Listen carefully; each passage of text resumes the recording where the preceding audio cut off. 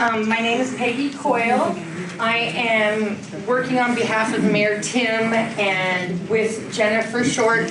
She is the Economic Development Head for Chamber of Commerce and basically pulling the people together and getting this started. So earlier this morning we had our core team, which I'll have them stand up and introduce themselves. Please, everybody that was here this morning on the core team. It's a group of people that we gathered just to begin with that are property owners, business owners, interested people that wanted to be in the groundbreaking of this downtown revitalization. Now these people may not be there the whole way through, but they're starting us out. So it's about relationship building. So what we're doing today is the City of Deer Park last fall motioned to hire a consultant company to create a strategic plan for the downtown area to help the people that own it, the people that work there, the people that shop there, to create something for our community. You can quite tell already from my voice that I'm not from this area. I'm from South Washington. I live in Mississippi. It's a long way from home. I work for a company called Retail Strategies, as Peggy mentioned. We're based in Birmingham, Alabama. We have offices in Atlanta and Fort Worth as well. But we do work all over the country. And you're actually our 8th community in Washington that we've worked with. We had a partnership with the North Central Economic Development District several years ago that really got us started up here, and that's grown. A lot of our work has been with Chewela, your neighbor to the north a little bit, so we've done a lot of work with them over the past 2 or 3 years. Been able to watch them get a lot of traction in their downtown area. So Retail Strategies as a whole, we have actually 2 partnerships with Deer Park. One portion of the partnership is with the Retail Strategies portion of the company that deals with national retail recruitment. So we work with cities all over the country to recruit national retail brands to your highway corridors, commercial corridors, things like that. That's what a big portion of the company does. That's a whole separate team that's doing that, and I think they really got jump-started back in February, I believe. They were here and got their efforts started. I'm with a different division of our company called Downtown Strategies. We're a smaller team that works specifically in the downtown revitalization realm. And we work with small towns all over the country. Here downtown, I think a lot of people think big city or larger communities. And this is our wheelhouse. This small towns, smaller communities is what we work with all the time. That's what we're used to. Somebody asked earlier about the smallest community we've worked with. And right now we're working with a community in very, very isolated rural Kentucky called Inez, population like 500 people. Very small downtown. But we're using them as an example a lot because they are a small community with a very passionate group of citizens that care deeply about their downtown and their community. And they've hit the ground running. And they've accomplished a lot of things in a very short amount of time. So they're a good example. I'm going to use Chewela as an example because a lot of you've probably seen with your own eyes some of the changes that have happened there. And a lot of it was because of their energy and willingness to jump on board, but also how they were organized and very structured to start those efforts. So I'll use them as an example as well. So even though I'm a long way from home, the issues, challenges, things, some of the strategies that are already being implemented here is things I'm used to. It's the same whether it's Florida, California, Michigan, Kentucky, very similar strategies and things and challenges that you're facing. So nothing different up here, just the scenery and landscapes a little different. So I've been spending my whole career working with small towns in downtown work, but also a lot of my career was spent working with volunteer groups on how to get things done. Whether that's education, entrepreneurship, downtown, beautification, how do we take action in a smaller community? So all that's woven into this partnership as well. I'll tell you a little bit about that as we go along. So we'll focus more on downtown type challenges. They're facing mass vacancies or derelict properties, or they don't have that mix of restaurant and retail that they really want, or they want to keep expanding that. Maybe there's been some efforts that they've gotten some momentum, but that's plateaued or stalled. So it's like, okay, where do we go from here? So whatever it is, whatever challenges they're facing, we've been conditioned to think, especially municipal governments, I think all of us have been conditioned to think, if we have some sort of problem, we can't do anything until we have a plan. We have to have a master plan or a strategic plan or feasibility study, some sort of plan before we do anything. And so we go through that process. How many of you have been through some sort of strategic planning process before, not necessarily for downtown, but for anything? Those are typically looking long-term, right? Usually looking, especially with community type stuff, usually looking 20 years in the future. What could the future of Deer Park look like? What are all these great ideas of, if we could do anything and everything to downtown, what would that look like? Or maybe it's a master plan with the pretty renderings and drawings showing what the streets could look like and things 20 years in the future, right? So that's great, and I did that type of work early in my career. I'm a kind of a planner by nature, so the big long-term visions still appeal to me. But what we've seen is you go through that process, which a lot of times takes 18, 24 months to even get through the process. Then you get this document, right? You have this 300-page document with glossy pages and pretty pictures.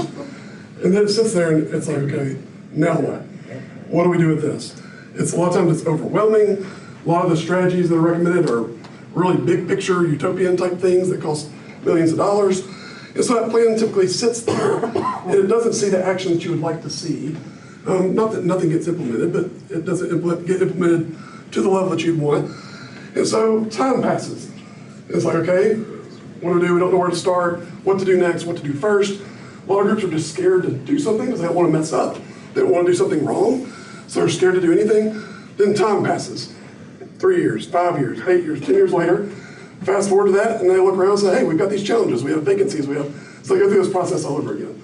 And that's why we've seen so many communities just have these stacks and stacks of plans, but little implementation, little change. So we contend that spending 2 years going through something to get a 300-page document is not necessarily the way to go, because I feel like you all already know what you want and what to do in some ways.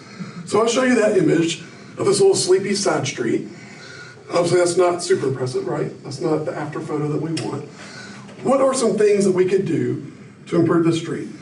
I know you guys don't do this for a living, you're probably not downtown revitalization experts. Well, let's just brainstorm, what are some different things we could do to improve this street? Yes?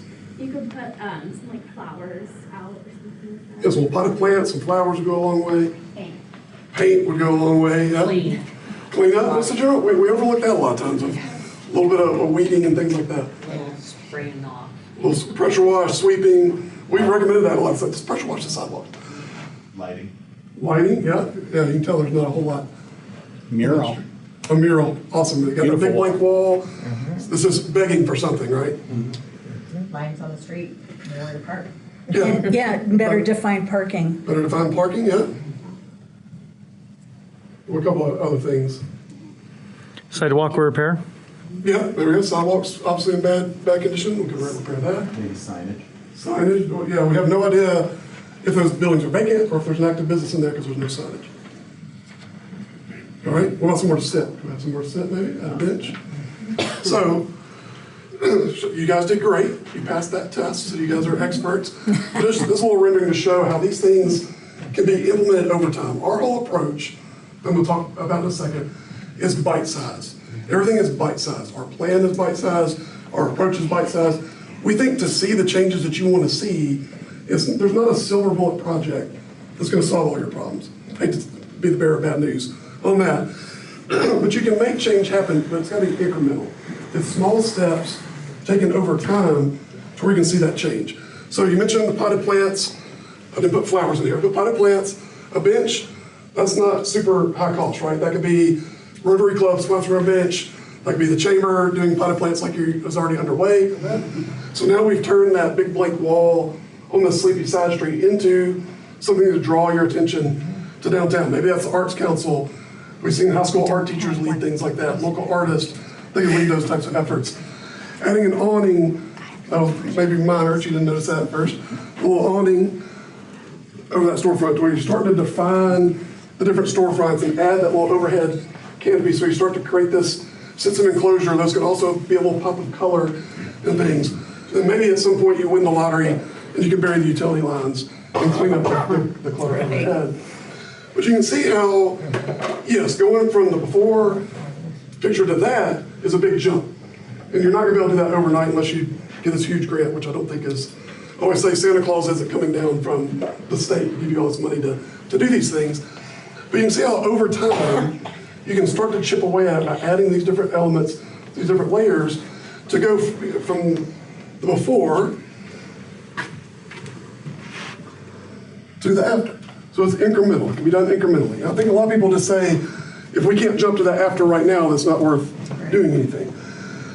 And it takes a balance. It's not, I think, and our clients are mixed. I mean, sometimes the city is the lead. They're the ones doing a lot of the efforts, and they're waiting on the private sector to come on board. Sometimes it's the flip. Sometimes it's the private sector that's really rocking it. And there's a lot of the businesses we went in today, a lot of great things happening inside the walls of the buildings downtown.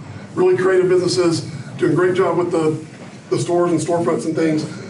So the life and the vibrancy, and we use vibrancy a lot, that term, because I think that's what a lot of us are trying to get to. How do we get the impression of a vibrant downtown?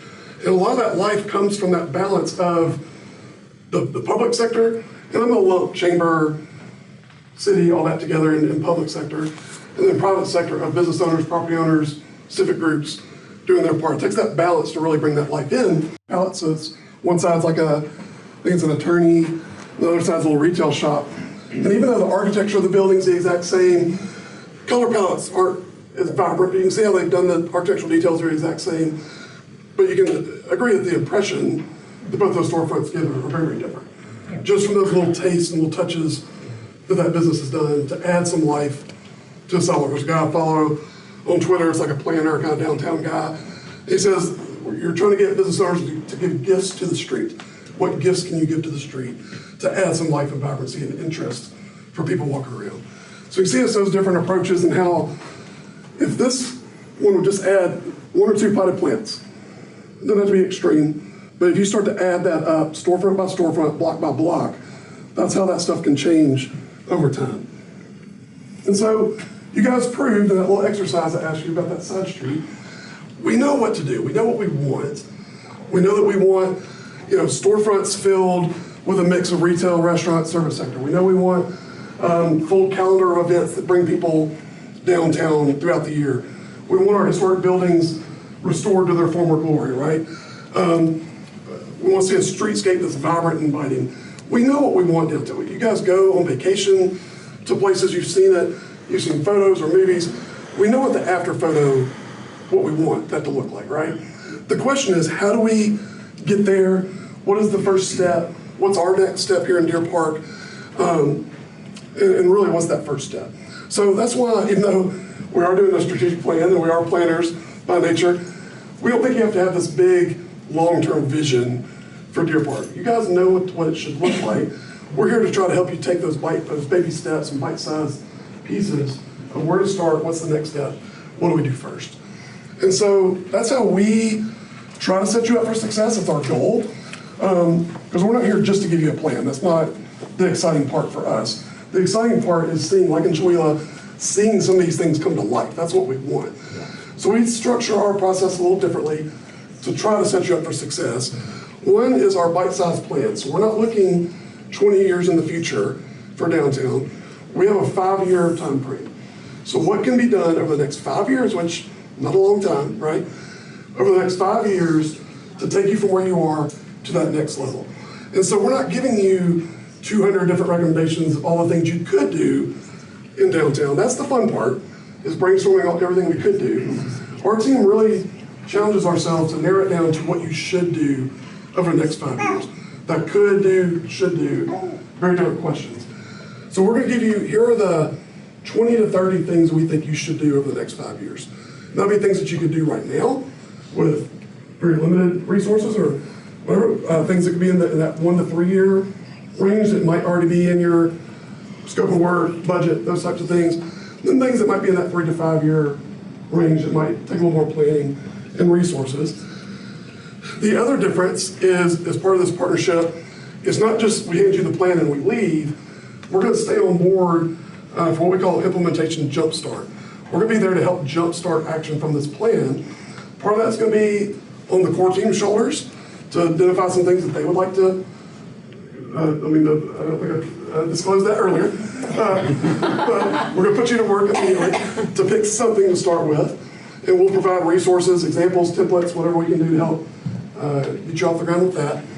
but also through this structure we call action teams, of how can we engage a broader network of stakeholders in downtown in these efforts. So how can we put together an action team, which may sound cheesy, I think it's not a committee. I think a committee has this, you have this mental idea of what a committee means. You're gonna meet once a month, maybe get a free lunch, and just go about your way. An action team is what it is. You're gonna do something. And so we help provide some support in a process to help identify a project that can be done in a 6 to 8 month time frame. It's very short term. We want you to have a quick win and success. Do that project, you'll learn a lot through that process, and then hopefully that springboards into something else. We've seen those spin off into other action teams, but trying to get you a jump start on these efforts. And a lot of it just comes down to being very clear with what that first step is, with providing some structure to the group, and maybe teaching you a process to do it. But it's just finding something that you can focus on, accomplish that task, and then move on to the next thing. And through our work, not just with our clients, but just things I've seen in communities that have been successful, we feel like there's this recipe there for success that keeps repeating itself over and over again, whether we're involved or not. These are some communities we've just seen on the side that we've seen be successful. And a lot of these elements are typically there. And you can even look at cities that are held up to be prime examples of revitalization. Asheville, North Carolina, Greenville, South Carolina, some of these are held up to be the prime. They say Greenville, South Carolina is this like 30-year overnight success story. Taking 30 years to get where they are now. But I guarantee in every case, whether it's a small community or large one, you rewind back to the beginning, it started with a core group of people that were concerned or interested or passionate, and they were willing to roll up their sleeves and do something about it. And it started with that group. It may have started small with a cleanup project, a small event, whatever it might be, and that they built from there. The other thing is they broke down silos. What do I mean by that term? If I say break down silos, is that more of a Southern term? All right. Communities, believe it or not, it's probably not that case here, but a lot of communities, people get in these little kingdoms. The city does their thing. The chamber does their thing. The little downtown merchants and property owners do their thing. Arts Council does their thing. And everybody has their own little kingdoms. And it's like, okay, you don't help with that because that's my job. Or I don't ask you for help because that's my job. And we have these little kingdoms set up. I worked for a university for a long time. Universities are terrible about that. By having these little silos across campus so you don't collaborate at all. Those groups were able to break down those silos and start to collaborate across those different groups. And we're already seeing the groundwork here. And I know there's history in every community and challenges, but the fact that the city, chamber, a lot of the downtown stakeholders are already involved in this effort, it takes time. It's relationships, you mentioned relationships, to build trust and all that, but eventually those walls can start to come down, and these groups can start to work together, because that's what it's going to take. I think it takes that in every city, especially small towns. You got to share your resources, combine your efforts to get things done. The other thing, and I'm really big on this, is they worked with what they had. Obviously I like to eat. I'm in the South, we have good food. Had some great food at the Salty Dog last night, that was fantastic. So ingredients, I always say, what ingredients do we have in the pantry right now, and what can we do with them? Not if we get a grant, or if this property owner does that. What do we have at our disposal right now, and what can we do with it? Depending on the community and the team, it might be something very, very small. But that can grow over time. Sometimes depending on the group, they can start with something really big just because of what they have access to. But these groups worked with what they had. They didn't worry about things that were beyond their control. A lot of groups we see, they are so hung up on that one problem property owner, or the mayor's terrible, or whatever it is, and they can't get past that one problem. And it's like, that's beyond your control. Don't keep focusing on that. There's all these other things you could be doing that are within your control. So let's shift with that, work with what's in our control right now. Eventually, maybe we can chip away and deal with these bigger issues. Let's just work with what's in our control right now. And they relentlessly do the doable. And it's like, okay, that's kind of that same realm of what is practical, what's doable, what can we do? Not why things won't work, but what can we do? And continue to chip away with it. And that relentless word is in there for a reason. That's what I went and met with our friends in Chihuahua yesterday just to kind of see how things were going. And you get that initial jump, those initial projects, everybody's energetic, everybody's excited, you're starting to see things happen. You get those initial row of projects done, yeah, there's always more to do, right? It never stops. I hate to tell you that too. And so that next wave is what you get a little discouraged. It's like, man, we did all this work to just get this done. Now there's all these other things. You have to have a group that's willing to be relentless at this and continue to chip away at it. Move forward, even if it's a small step, continue moving forward in some way. And what we're trying to get to, we're starting with a core team. We're trying to set up action teams. What our goal is through our process and the seeds that we're trying to plant is it's not just this one big project that's going to fix everything. We're trying to get a swarm of activity to where there's multiple small-scale initiatives going on simultaneously. So all these things are moving forward together like a swarm. Each little individual bird or bee or whatever analogy you want to use for the swarm may not be that impressive by itself. The banner projects that you've done, the planters that you've done, those are little things. But you start to add those things together, and we get other groups involved doing things, that's where you get some momentum, and people can start to say, hey, things are happening in downtown Deer Park. And so that's the recipe that we've seen over and over again. Chihuahua is a good example of that, of immediate, I mean, we did a plan for them, went through this process with them. I'll put all the success on what they did after the fact, that had nothing to do with us. We just were able to give them some ideas and some jump-starting things. They immediately organized into 4 different action teams. Our plan focuses on 4 different focus areas that we think every downtown needs to be working in. Policy administration, so organization, policies, incentives, those types of things. Tourism and promotion, events, promotions. What are you telling? What story are you telling about your downtown? Design, not master plan drawings, but what are some short-term things we can do to improve the aesthetics, the walkability, the vibrancy of downtown? And then economic vitality, looking at business growth, properties, entrepreneurship, those types of things. We feel like every community needs something going on in all 4 of those areas to really be successful. But they organized immediately into those 4 areas. They had somebody step up to be the leader of each one of those 4, and they each formed their own little team to tackle projects. And all these things, for the most part, were done within the first year or so of these efforts, because they had a group that was willing to jump in and do those things. I was able to sit in on a lot of those meetings and listen to how they talk through those things and all that, and a lot of attention to detail, but it's that relentless nature of that. And look, they were able to get 4. If we can get 1 team up and going, it's a huge success, and get some things going in this first year. So that's our goal. So that gives you a little overview of our process, kind of how we view downtown revitalization, how we think it works. Hopefully it'll inspire some of you to really want to get involved. It's really rewarding work. I mean, I get to do this stuff in my own town just as a volunteer and resident. It's very rewarding work to do it in your own community. So hopefully that will inspire you to kind of jump on board with these. So now I'm going to shift to getting input from you all. That's really why we're here, is to hear your input on what are some things you want to see in downtown. Before I jump into that, so there might be questions about why we're here. There's the retail recruitment side, which that team, that's not me, that's a different team. They are actively trying to recruit retail brands, restaurant brands to, not to downtown, but to more of the commercial areas. So that'd be, where a lot of activity's already going on. This partnership is a separate thing that's just focused on downtown. That's not recruiting businesses. Because when you're looking at downtowns, that's more mom and pop, locally owned, those types of businesses.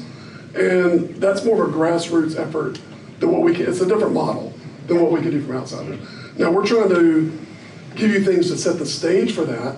And we have some different examples we can give of how other cities have done it, but that's not gonna be our active role, if that makes sense. We're trying to prepare you to be able to do that locally.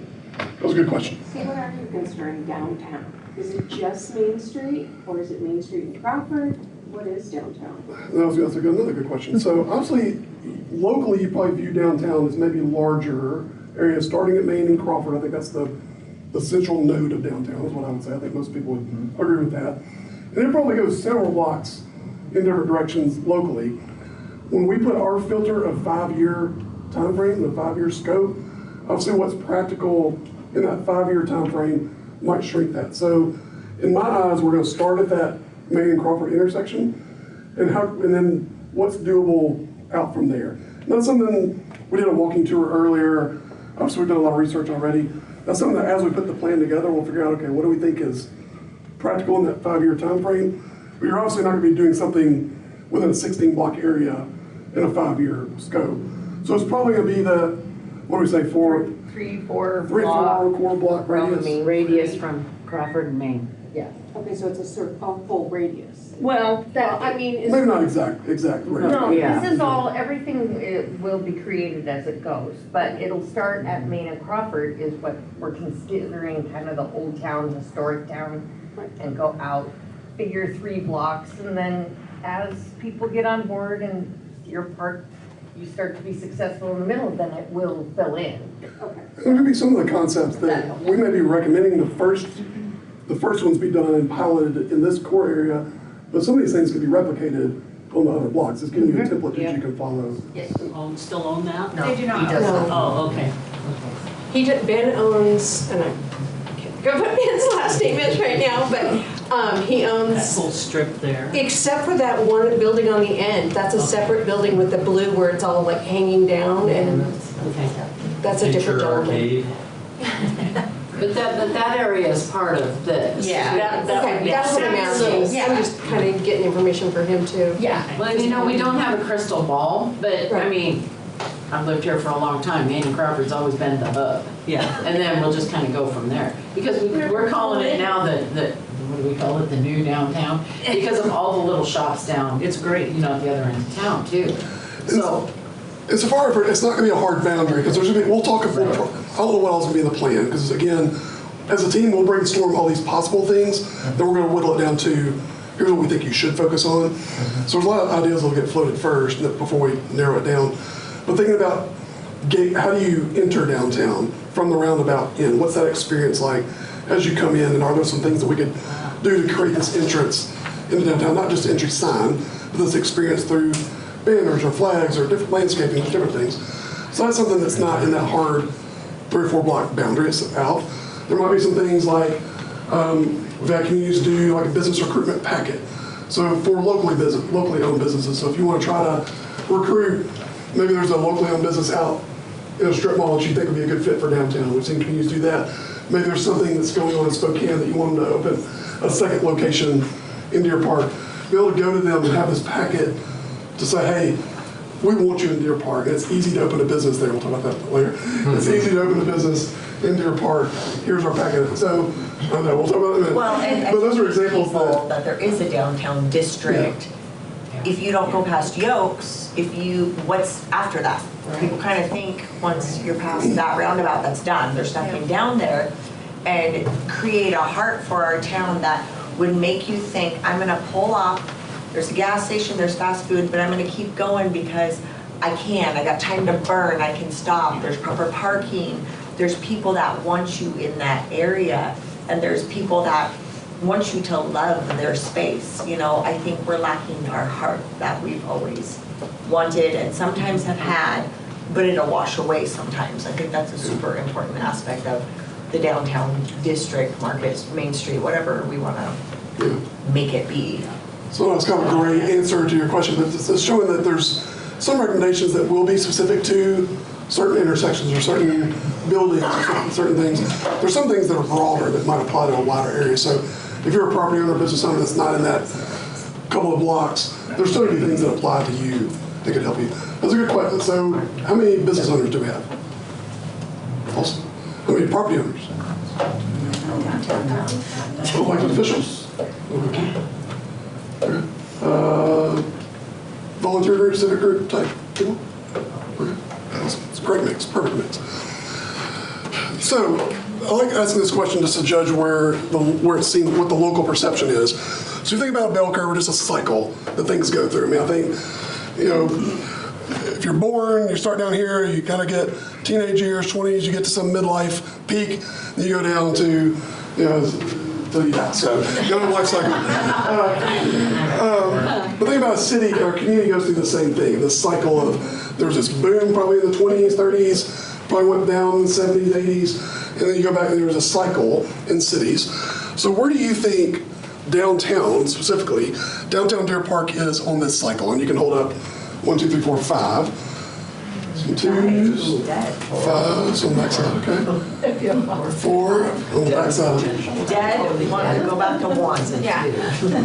So I do think the 1 and the 5 is they look similar, but this one's like, okay, you're at the end, you got a long way to go, whereas this you're on the verge of something. So we got several on the right side, which is important. My perception is, I think the 2 is probably where you want to be. I think you're in between the 2 because there's already some things going on. I will say, when I drove through yesterday afternoon on my own and on the walking tour, it's evident there's some things going on already. You're not starting from scratch. There's things going on. You can tell there's some momentum. But the reason I would say you're probably down here is because there's a lot of things that are, I hate the term low-hanging fruit, but I can't think of something else that'll be better. A lot of low-hanging fruit that I think could be done in a very short term that would make a big difference. And that's the good news for you guys. I think from the vibrancy standpoint, visually, aesthetics, a lot of things we could do to make a big jump from 1 to 2, probably the next couple of years, much less the next 5. So I think you're on the verge of some really good things. And I think there's some big challenges, which we'll talk about, but there's a lot of potential, a lot of opportunities in the short term, I feel like, for you all. So that's where I would put you. I think some of you agreed, some of you maybe a little more. So imagine downtown Deer Park specifically. And imagine, some of these questions are cheesy, I admit this, but I'm trying to get you thinking. Imagine downtown Deer Park in this perfect state, the after photo that you want to see of downtown Deer Park. What are some things that you see? What do you want to see happen in downtown Deer Park? Parking. What is it? Parking. Parking, yeah, better access to parking.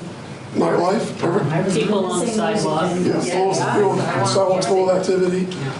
Honestly, to see the sidewalks packed, walking through, looking in your space with a bag from a local and a coffee from 5 North and maybe heading down to Vine Wine or coming from the lake and knowing that, you can pull in and sit down and have barbecue or anything at any type of day. But if you come to any of our businesses on a Saturday, ghost town. Yeah. This place dies. Yeah. Because there's so much, and I mean, I've worked down there for 20 years, being in a salon. I was the only one to open the whole strip. No one was there for a long time. Yeah. After 6, toast. Don't be hungry at 8:30. It's nightlife, sidewalks full of activity. Art, yeah, I think that's a big opportunity with art. Yeah. It's really, Just pretty to look at. yeah, Flowers. Something you could be proud of. yeah. Gathering spaces. Gathering spaces, that's good, yeah. Outside. We have some parks a couple blocks away, but yeah, Excitement. excitement, yeah. Yeah. See, you know what you want, it's just we have to figure out how to get there. So we're going to go through visual preferences. I'm going to show you some images that are of the same thing, but different versions of them. And see what are your preferences. And again, we're doing numbers, so you can just hold your fingers up easily. So looking at streetscapes. When I say streetscape, think about how people experience your downtown. It's through the sidewalks, through the streets. It's that building to building area. So what is that experience like? What does it look like? And there's different examples here. I mean, obviously this one, you have active storefronts, things going on there, but not a lot of the other layers of detail. This one, still fairly basic, but has street trees. This one has a lot of different layers to it, and we'll talk about that in a little bit. Different layers from sandwich board signs, outdoor dining, street trees, storefronts, things like that.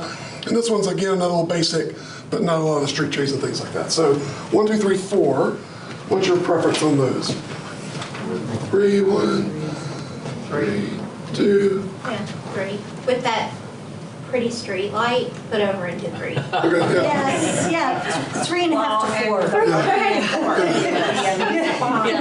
that up. Can we have them all together? You want to- yeah. Right in between 3 and 4. Okay, that's good, that's good. Parking a 4. Right. All right, similar. There's some other examples. Yeah, There's varying degrees of things. 3. 3. Okay. It just looks inviting. It does, an active. Yeah, it just looks, inviting and active. Yeah. It's the lamps, it's the trees, it's the flowers, it's the awnings. I think a lot of people are going to jump to wanting that. I know some of these are common sense, but there's varying degrees of how many details do you really want. So this is just a broader, I call it atmosphere, just kind of zooming out a little bit, broader level. So this one, a lot of trees, a lot of green, outdoor dining with the bright color umbrellas, pretty basic. You know, a little bit of a balance there, pretty basic. What stands out to you there? The umbrellas. The umbrellas just are. Yeah, that little simple pop of color. Yeah. Would you have a little bit of that going on downtown right now? Good, 1 or 4? Where did you get this? All right, intersections. There's a lot of different ways to handle intersections. From basic crosswalks, just basic striping. We see people do the stamped concrete or brick pavers. Some people are doing the intersection painting, so you paint the intersection. Obviously, this is a really intense entire intersection treatment with pavers or stamped concrete, stamped asphalt. What stands out to you there? You think we fit 3? Okay. Maybe 4, but it's so pretty. 3, 4. Okay. 2's fun. It brings people into town. Yeah, the paint isn't. Yeah. Like right in the center. Yeah. Okay. Some of this is I'm getting a gauge on how funky you want to be too. So, Well, that's kind of fun. well, it's some crosswalks. You have basic striping. You have pavers. And you have crosswalk painting. 3. All right. We have 3. One more. I'll say traditional tendency. Okay. Murals. So this one is more. I'll say is your kind of traditional postcard type welcome sign. Has a community name. More traditional. Have things that community name, quote, a little more funky, but I wouldn't say that's crazy. Maybe some geometric shapes and patterns. Then you have super funky on the right. So I guess gauge your personality. Yeah, it's a little more classic. Traditional is probably not word, classic. Okay. That's helpful. I feel like something that gets overlooked a lot in downtowns, we think a lot about the street trees, flowers, those types of things. I think the character of a downtown can really come through the business signs, and the types of signs the businesses have. And that can be super like historic style, it can be funky, eclectic, a lot of different varieties there.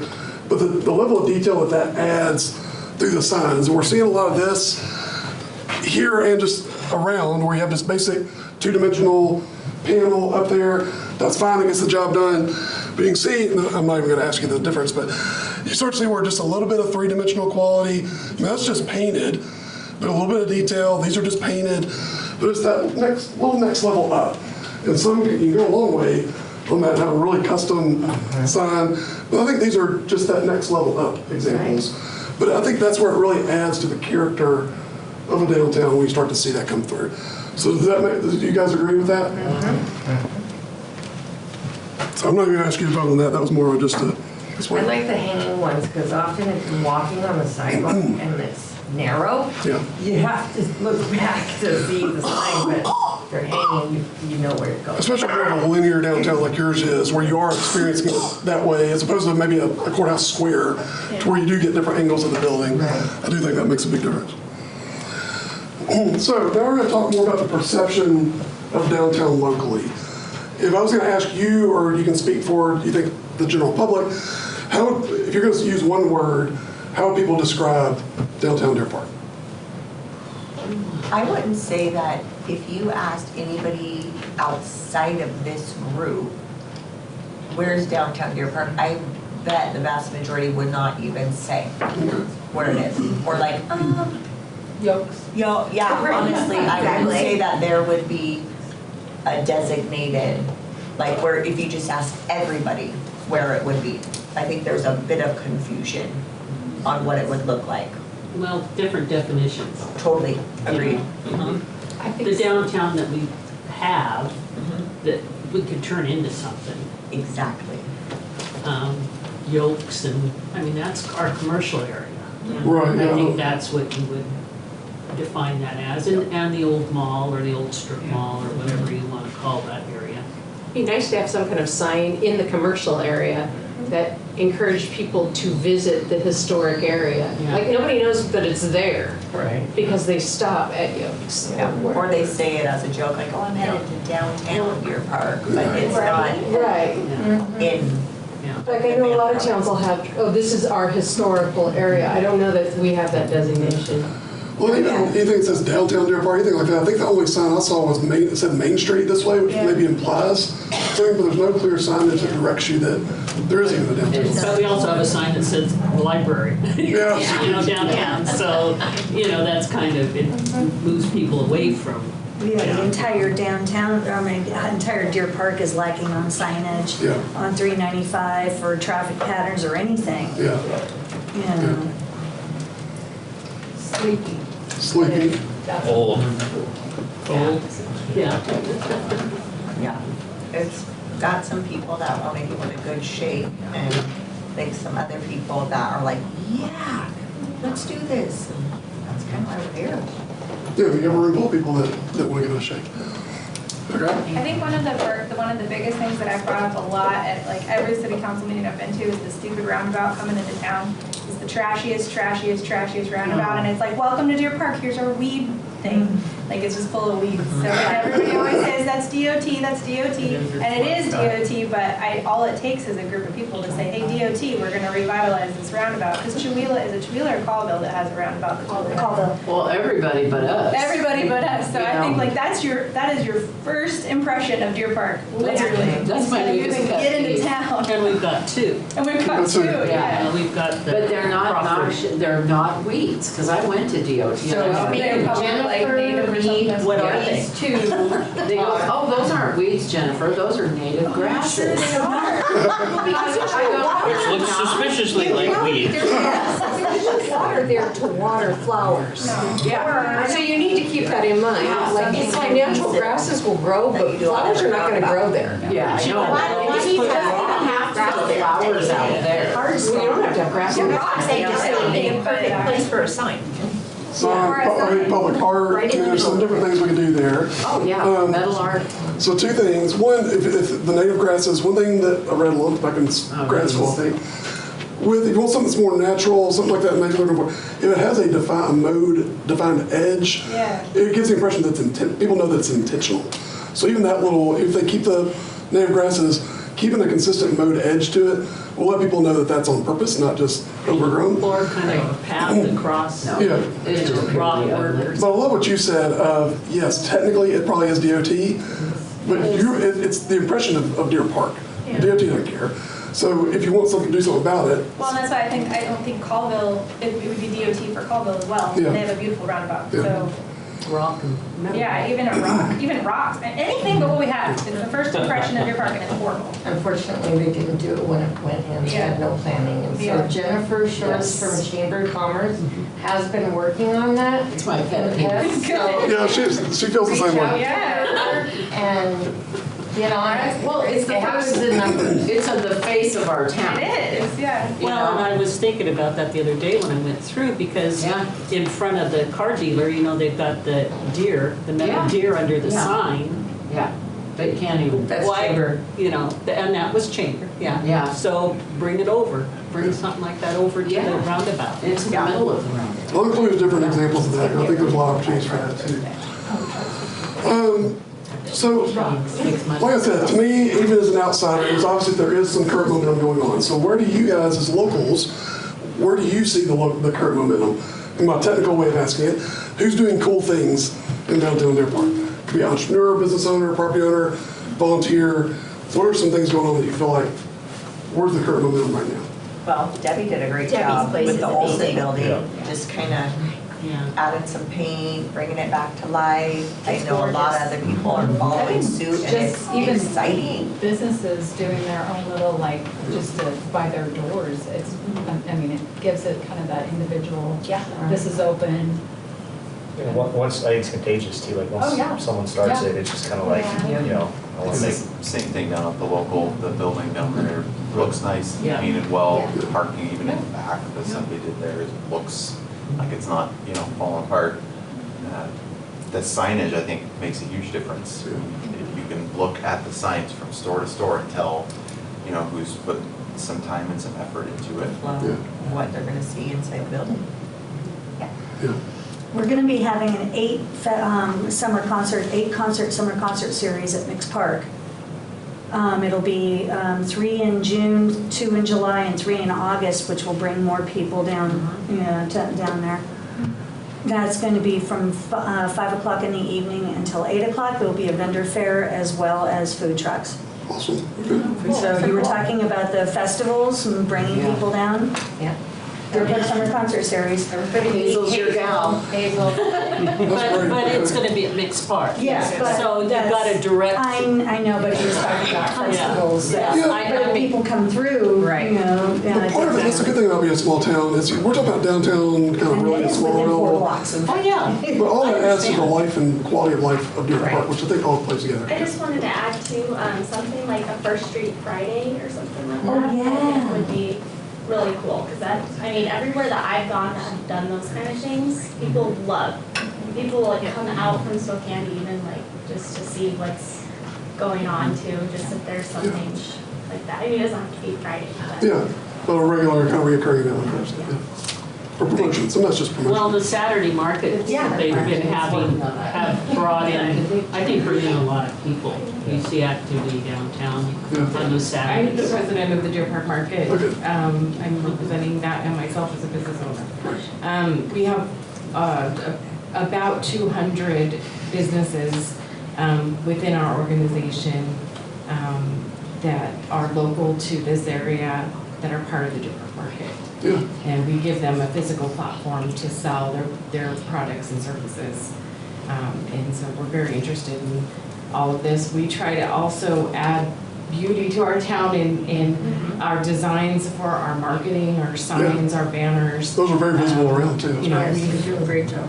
we've thought of some ideas that the market itself can bring a level of beautification to just our little space in this town. It does. Those little clues of seeing, even though I wasn't here on the day of the market, I saw the banner on the fence, I saw posters in some of the windows, and that gives me a clue or cues that there's something going on. There's people that care about the community and things like that. So We're also marketing out, casting Yes. a wide net to create a sense of tourism, even though it's not like an overnight tourism, but much of like what you were describing, that people are coming in and they're going to experience, even if they're driving through, they can stop and have an experience. for sure. And I think when the history, it started with Chamber years ago, right? Now it's grown into a volunteer group. It's a nonprofit Deer Market Association. So that's an example of where it started with one group, it split into many volunteers run it, and now it's its own thing that's up and running. So it shows how this can happen over time.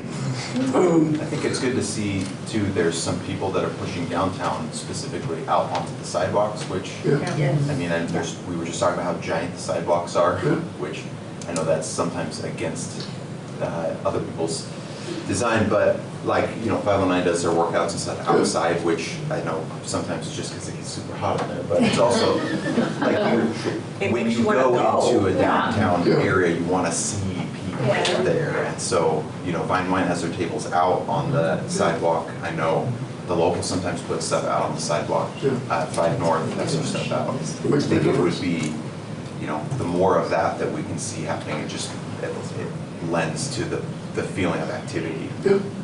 Which is hard to do in the winter, I know that. But.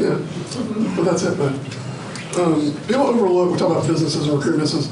Farmers markets and markets like that are great little incubator programs for businesses. What Local's doing is fantastic. And you have a success story of somebody starting in there and spinning off into a brick and mortar business. And so those little, they're incubators. They may not be really titled that, but those are entrepreneurship programs in their own way. So trying to support that, recognize that, can lend us some big successes as well.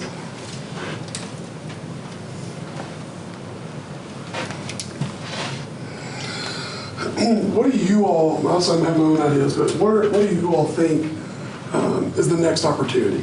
What's next on the list? I mean, obviously there's a lot of things you want to see.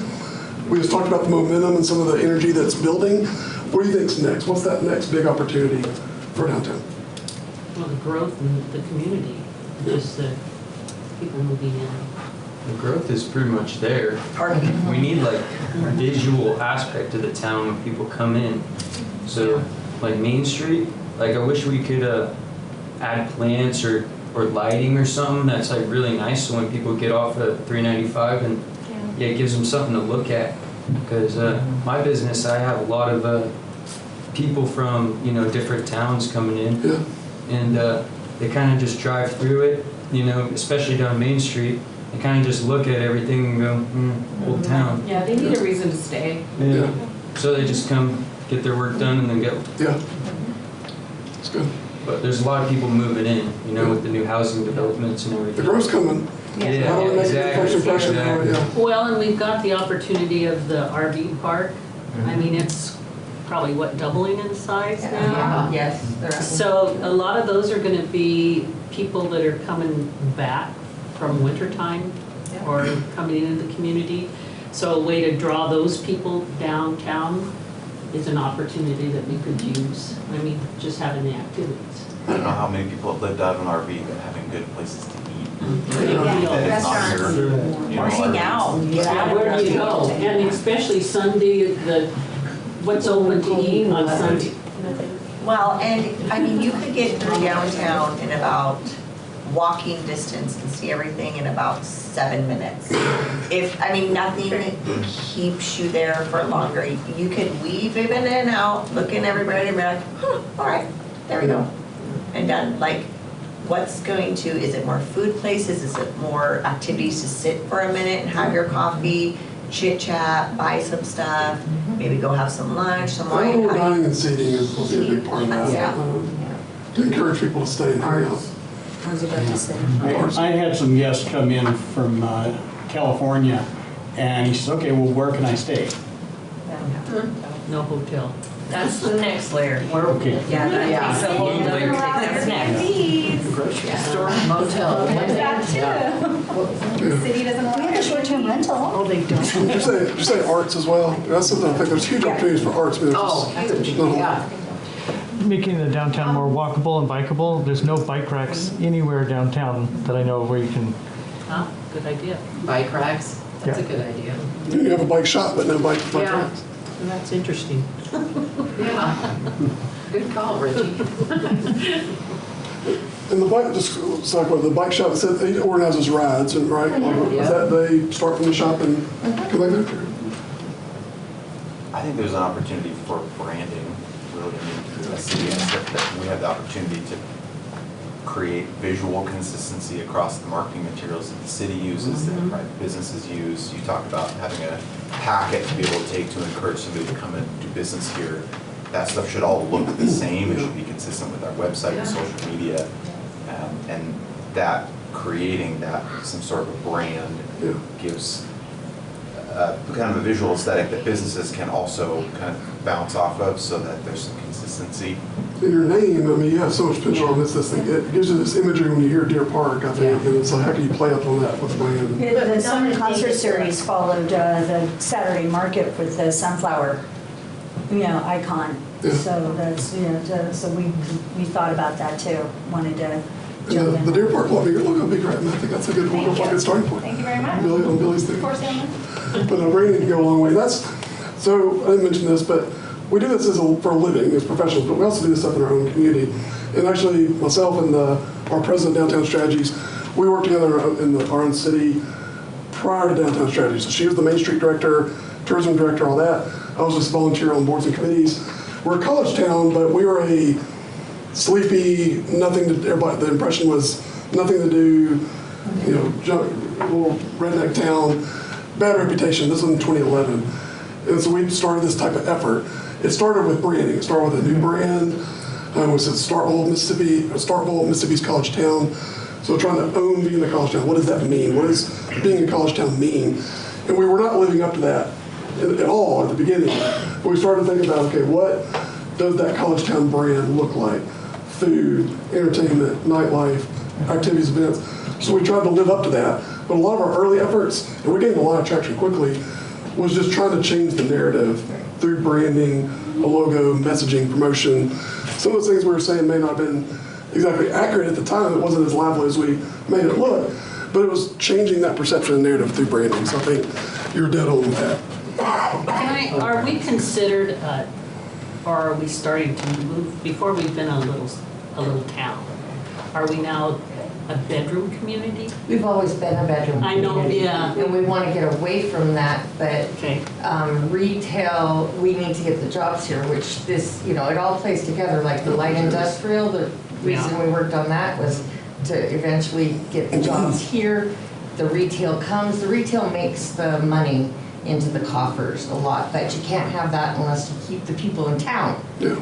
And so it's we've got to stop people from going to Spokane to work and to shop. So it's a kind of a catch-22. You got to offer it for them to stay, and got to stay to get it offered. And we all want these different shops and things, but it's one of those things, a lot of times I think locals are so guilty of just getting this routine of, well, I've always had to go to Spokane for everything. Right. You don't even give it a chance to see what's available locally. I honestly believe that is changing. Yes, it is. My experience when I'm at that market, just the market, speaking to the customers and patrons that are walking through, they say, I come here first. Yeah. And they want it every single Saturday so that they can avoid, they don't want to go to Spokane. They honestly, truly want to support local, and they want to have more local options, which then goes into the other side where we need to have the commercial space to put these businesses that offer these products and services.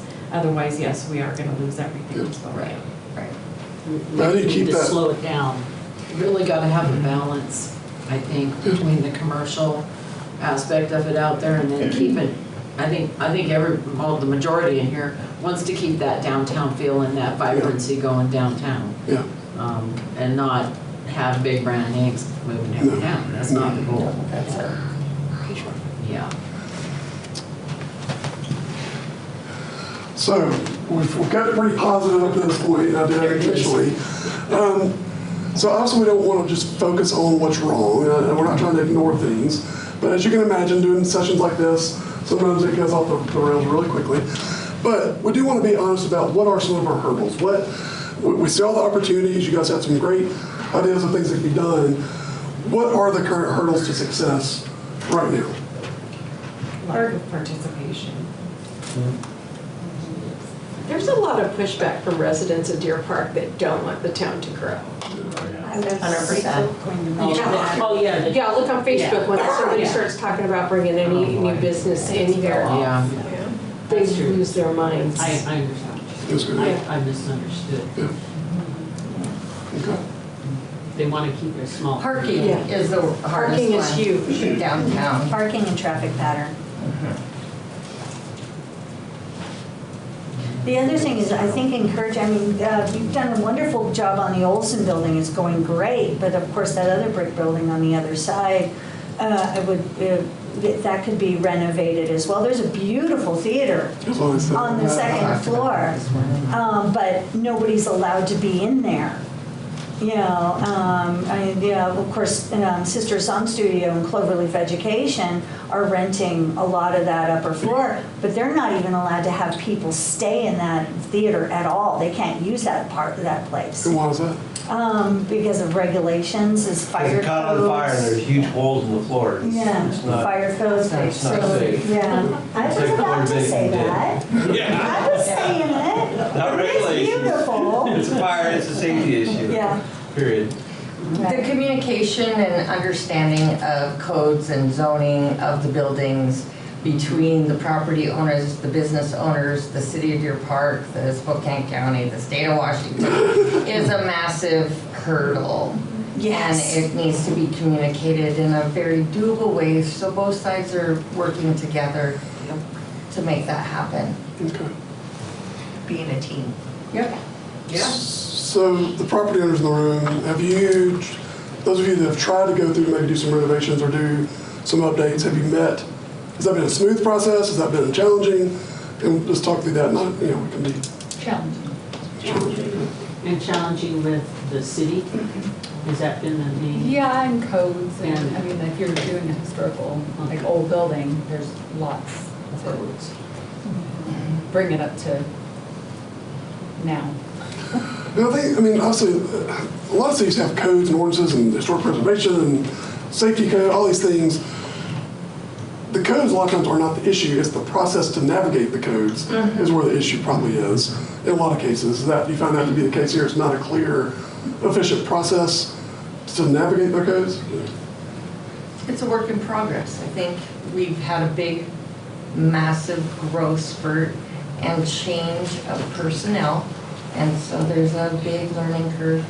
And I think everybody's heart's in the right place. Yeah. We just have to be patient and communicate properly with each other. As the building official. Yes. I This is can say- Jake, everyone. Yep. So it's basically, to put it in kind of layman's term, if I'm an auto body guy, and you come to me and say, I want my car restored as soon as possible, please. I say, okay, I can do that for you. And the first thing you bring me is just a frame. I say, here you go. And then I say, well, where's the rest of the car? And then you bring me a grill and you piece it to me. It takes a lot longer to get a permit or get a car finished. So when you go to an architect and an engineer to start off your project, who's a professional in that trade, it helps the process. It helps you navigate the codes and the challenges that come along with the codes, especially in this day with the energy code like it is. And that's what a lot of people fail to do, is start off with an architect. Why? Because they cost a lot of money, but they end up saving you a lot of money in the long run. And that's the biggest challenge that I see as building official.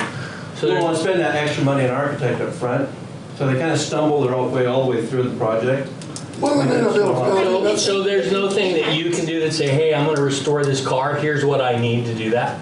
Like That would be helpful. Yeah. Well, I think that's where there's got to be a balance, because it's one thing if you have a seasoned developer from Spokane coming in that does this all the time. Right. They know what to expect. They probably have the staff to handle those things.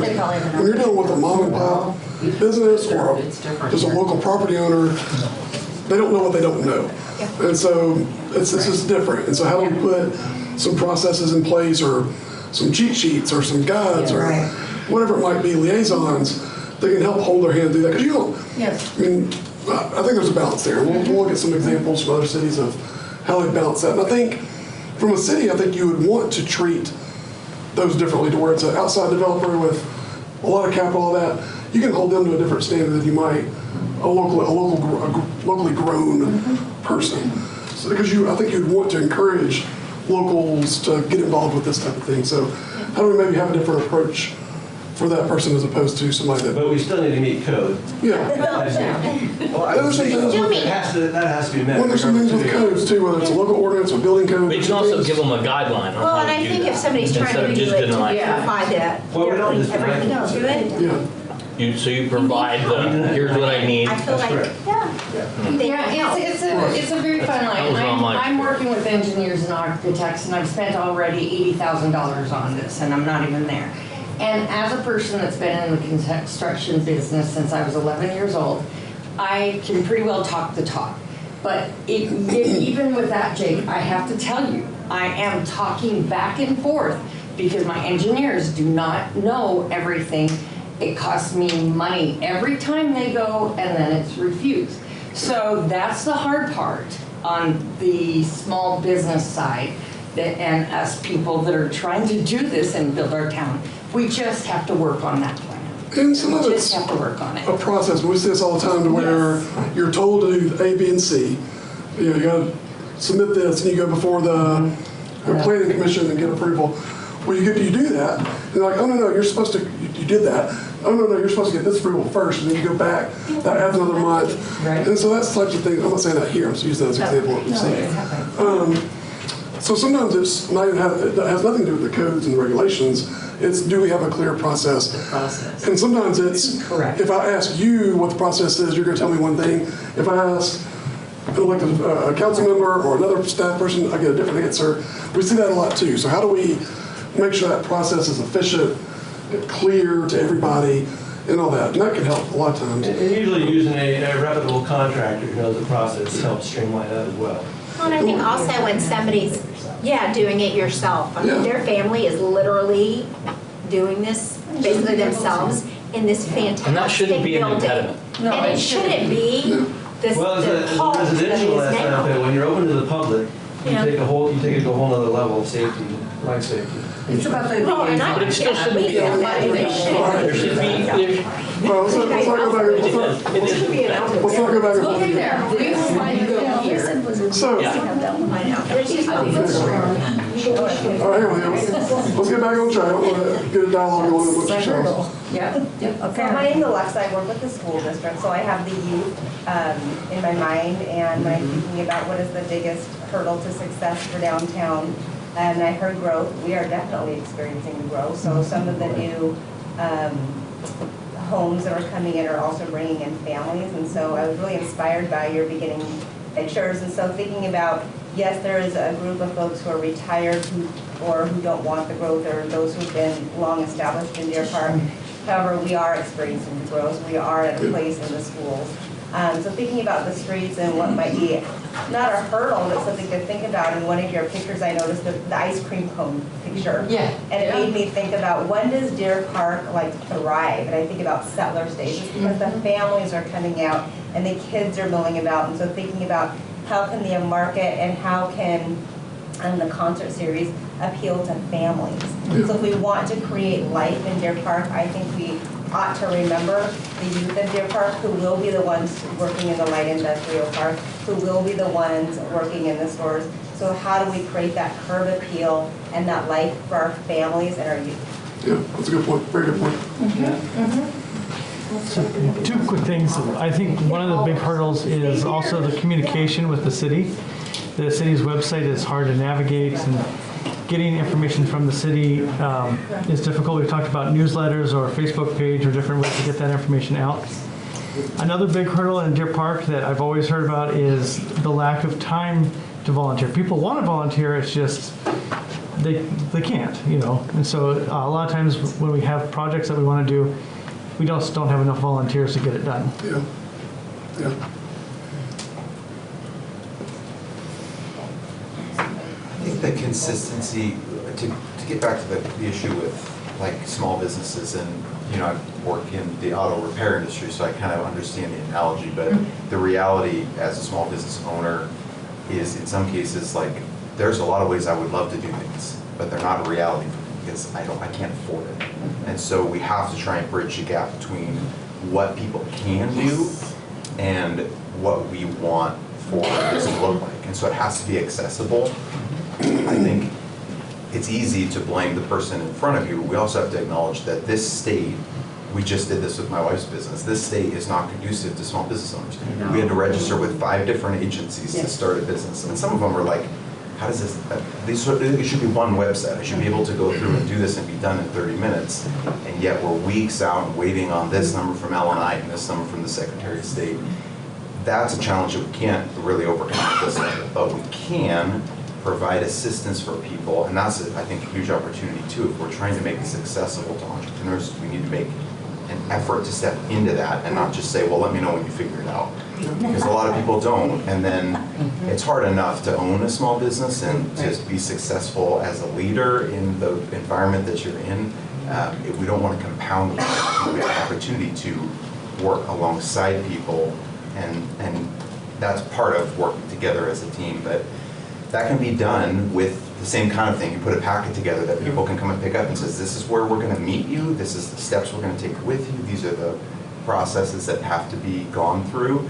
And that's not all anybody, any one person's problem. It's just the reality. But if we're not working together on it, then it's very frustrating for people. And if you can get through it, that's great. But it doesn't help people who can't. And so I think if we're looking at all these little retail spaces, the reality is people are going to come and go through those. And so we also have to be able to, we want to be able to have a plan to help people get started.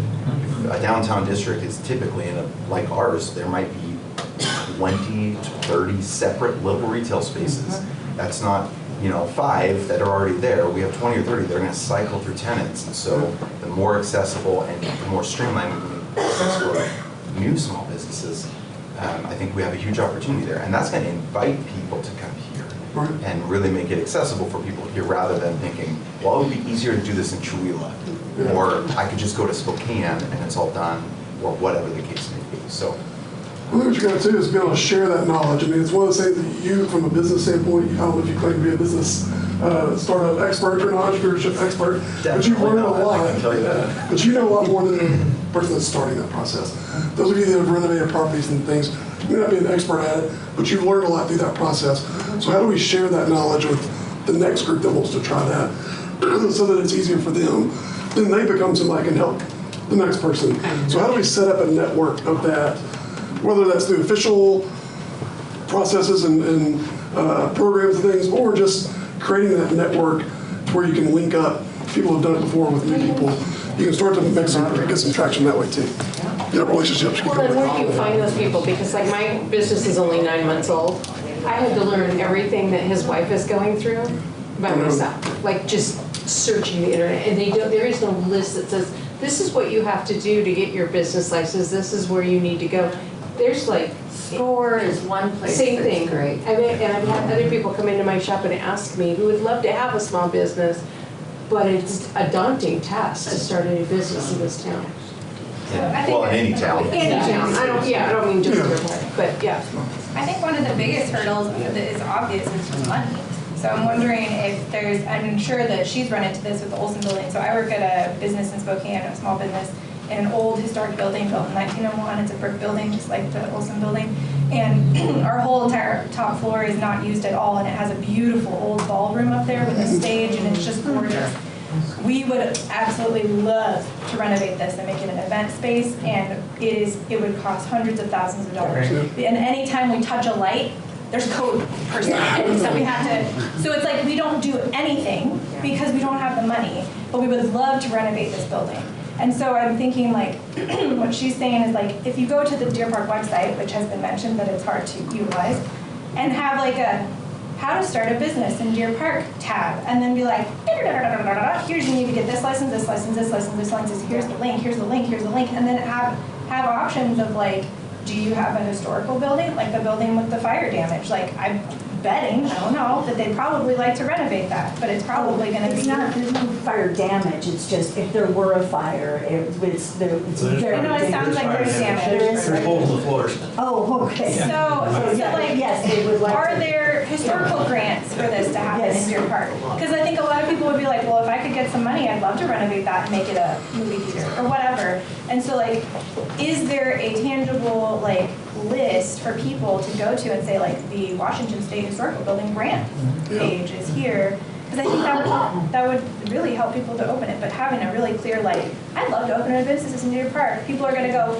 who would I ask that? Probably the city, probably the city's website. Is there a clear way? So just having like something like that, but money is the biggest issue. So are there grants available for us to revitalize the streets? Something as simple as, is there a $2,000 grant we could apply for to get flower pots? You know, stuff like that.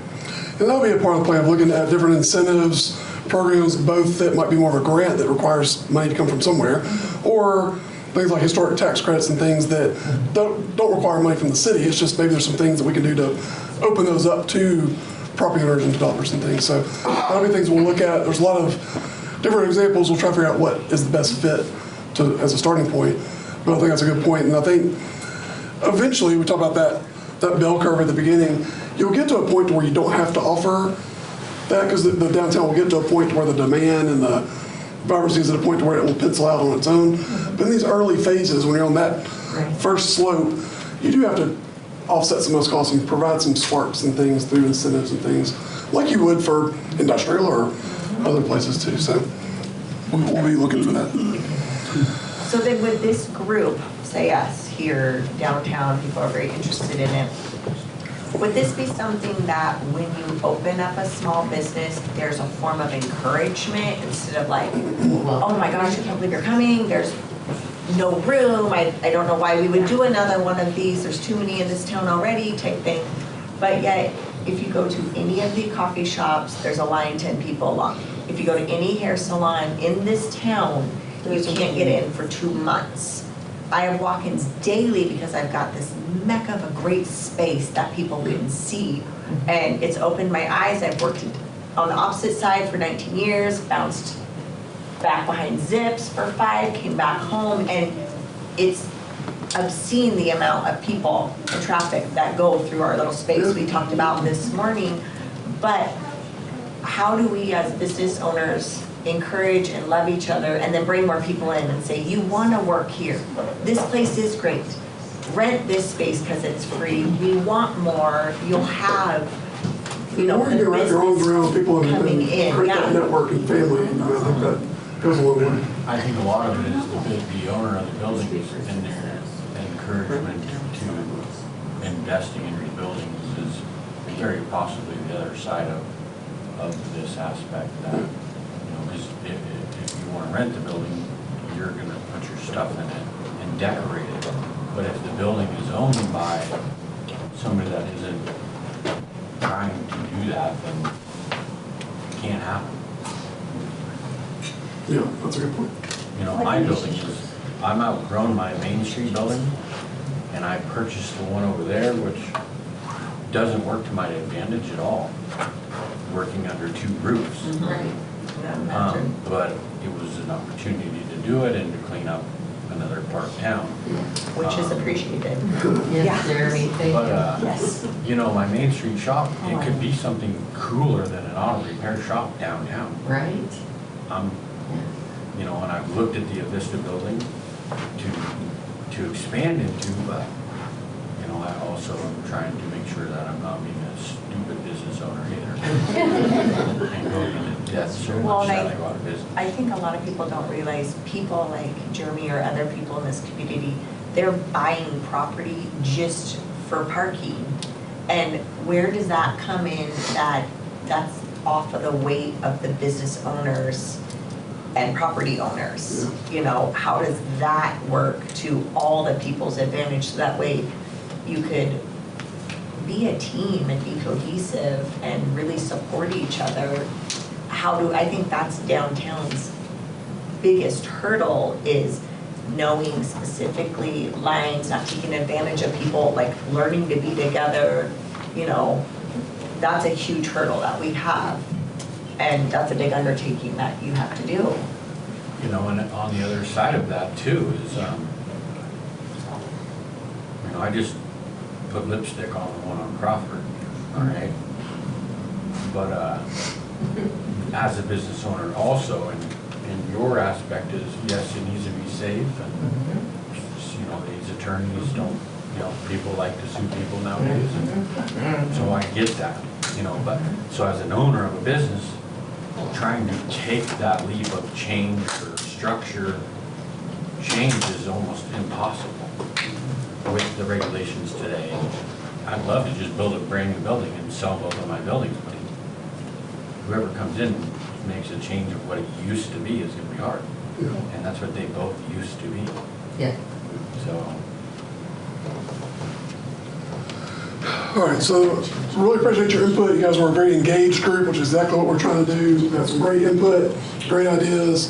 Want to remind you, kind of close with this, of that recipe that we've seen over and over and over again in other communities, that all these things are attainable. Some things are harder to do than others, but it's going to require the people in this room to do it. I mean, I will do everything I can to provide you resources and support. I want to see you be successful. But at the end of the day, I don't live here. I'm not a resident of Deer Park. It's going to be up to you in this room.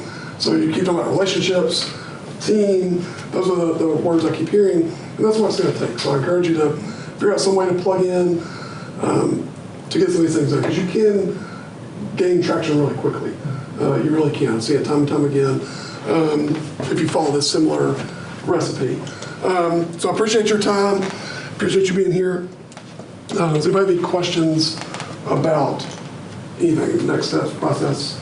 So if we have thoughts and ideas, who do we go through? Do we go through like the Jessica group, or do we come to you, or how do we do that? Yeah, I think the core team. I think the core team. That's a good role for them to help, and that will help them see who all's interested too. I mean, if you got to know what that is, that means you're at least passionate enough to do that. So please go share your information with them, your phone numbers and your name, and so that, you know, Can we get your relationships- information, that core team, like on the website of the city? Yeah. Have Yeah, core like this is the team core team. button and an information sheet. Yep, we'll get it on the city website. And another thing with that is aspect. being on the core team, you guys all know, because I know you're there, we're working 55 hours plus behind a chair. Emails are at 10 o'clock at night when you're trying not to die.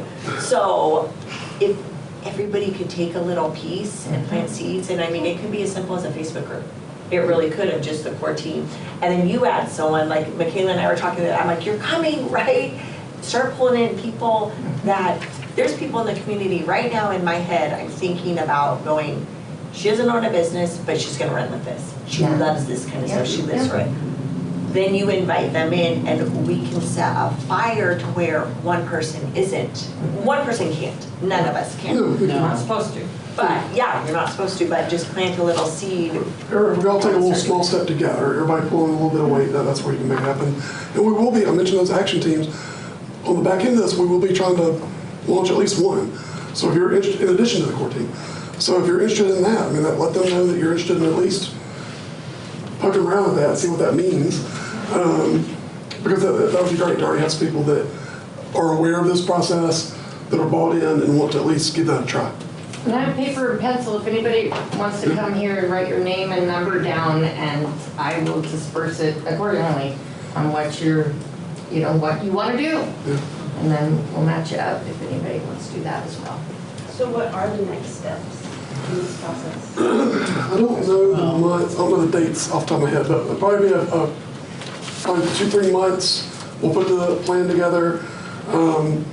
We'll present the core team with some data and stuff that we've pulled, just as it's different than the retail recruitment data. So that means, what that looks like, what that means. We'll present the plan, I would assume, probably August, maybe. Is that right? Do we already have those dates? We don't have those dates set yet. Oh, everyone does that stuff. Probably fall. We'll probably present the plan, the draft plan in the fall to the core team.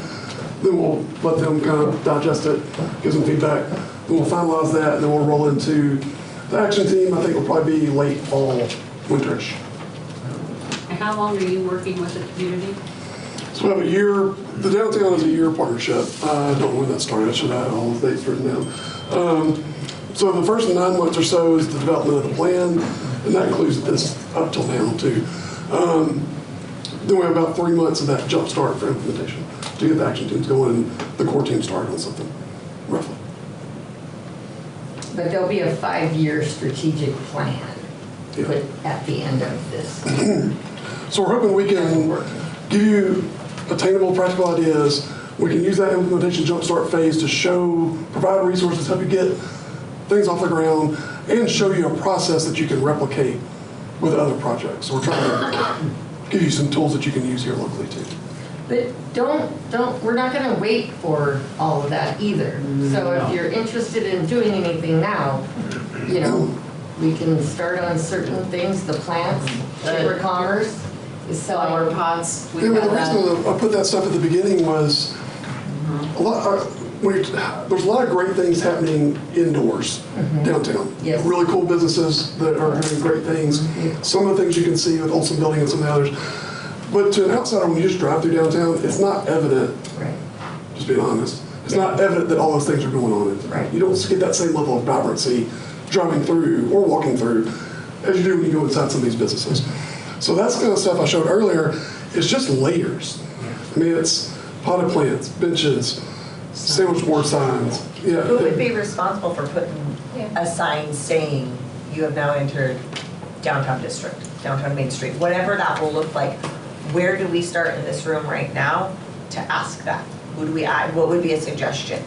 Chamber of Because right Commerce. now I'm sure all of us are like. Jennifer from the chamber, because that partnership between the city and the chamber and that, I think We've been working on several of the things that's already been mentioned here, and we're ready to roll out the big pots like Chihuahua has, the end of this month. So, yeah, we're gonna have more vibrant colors, not pastels, but, baby steps. I mean, it's a lot of research, believe it or not, just to do flower pots. And, and then it's like painting our crosswalks and our parking spaces. I think that's an easy fix that's gonna pop, personally.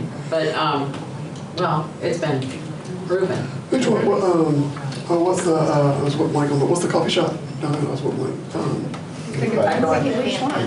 Yeah, which one? 5 North. 5 North, sorry. Yes. This morning, I've got a picture on my phone. Just a simple little potted plant, a little bitty sign, and a little open or welcome sign.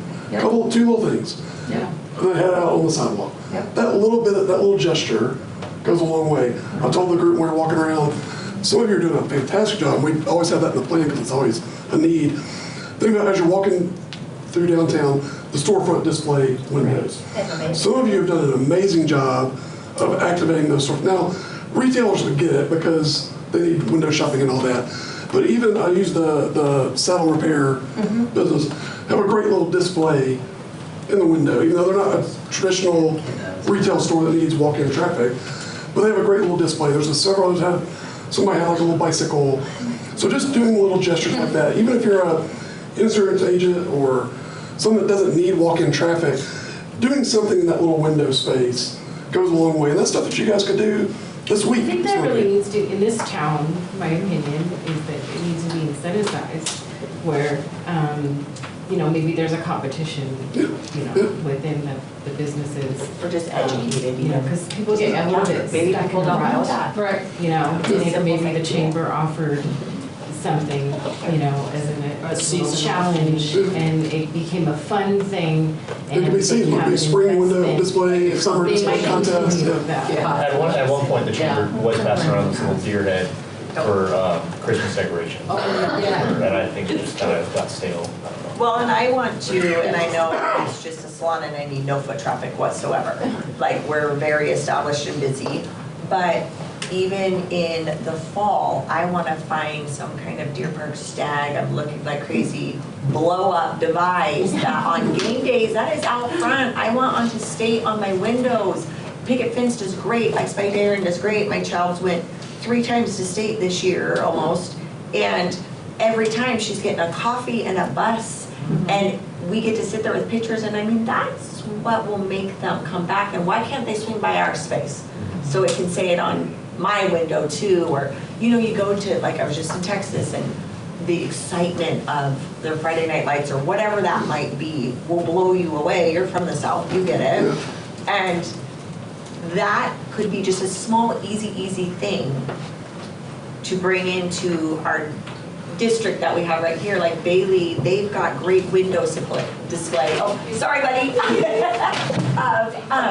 Of what that looks like, what they have in their business. But if we all share the information, like I got my window decals here. There's maybe I could keep going back to the Facebook page. You're saying too, that silo mentality too, like getting out of these little kingdoms of groups of people. Like a merchants association that met regularly where you could share these ideas. And I said, right now you probably have, I don't know, a handful of you have active storefront displays. There's probably a handful of people that put things out on the sidewalk, like potted plants or signs or something. If by next month you had double that, you had 10, so if you're doing that, that's a big difference. Yeah. That's a big, and then you get 15 by a few months after that. That's not solving all your problems, but in a few months, before you even present the plan, you could have a very different feel downtown. That's why I was really excited walking around, because there's a lot of things like that that will make a huge difference in the vibrancy and feel and impression of Deer Park before we even get to striping the street or things that might require a little more resources and time. Okay. Overtime. Thank you for your attention and your engagement. Thank you. We'll be in touch.